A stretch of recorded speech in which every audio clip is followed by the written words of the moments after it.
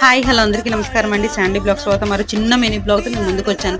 అది ఏంటి అనుకుంటున్నారా? కందిపప్పు ఎప్పుడు ఒకేలా కాకుండా అప్పుడప్పుడు ఇలా కొత్తగా ట్రై చేయండి. అది ఏంటంటే కందిపప్పు కట్టు. అలాగే ఖచ్చితంగా ఇదైతే చాలా చాలా గట్టిగా చెప్పాల్సిన విషయం అండి. ఎందుకంటే ఇయర్ ఖచ్చితంగా ఎవరైనా ఈ కర్రీ కంపల్సరీగా టేస్ట్ చేయాల్సిందే. ఎందుకంటే ఇప్పుడు కనుక మిస్ అయితే మళ్ళీ మనం 1 ఇయర్ వరకు ఖచ్చితంగా వెయిట్ చేయాలి. అది మనకి రెడీమేడ్గా కొనుక్కున్నా కూడా దొరకదు. అది ఏంటి అనేది మన ఛానల్లో ఫుల్ వీడియో పోస్ట్ చేశాను.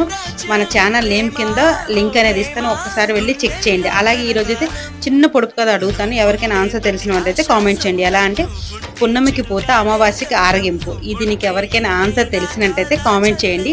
ఆన్సర్ అనేది రేపు వీడియోలో నేను మళ్ళీ షేర్ చేస్తాను అనమాట. ఇన్ కేస్ తెలిసినట్టు మీకు నాకు ఒకటే ఆన్సర్ ఏమో అనుకొని ఒకసారి ట్రై చేద్దాం. ఇన్ కేస్ ఆన్సర్ తెలిస్తే కనుక కామెంట్ చేయండి. ఈ కర్రీస్ గురించి పూర్తిగా డీటెయిల్స్ కావాలంటే మన ఛానల్లో ఫుల్ వీడియో పోస్ట్ చేస్తాను, ఒక్కసారి వెళ్ళి చెక్ చేయండి. వీడియో నచ్చితే లైక్ కొట్టండి, షేర్ చేయండి.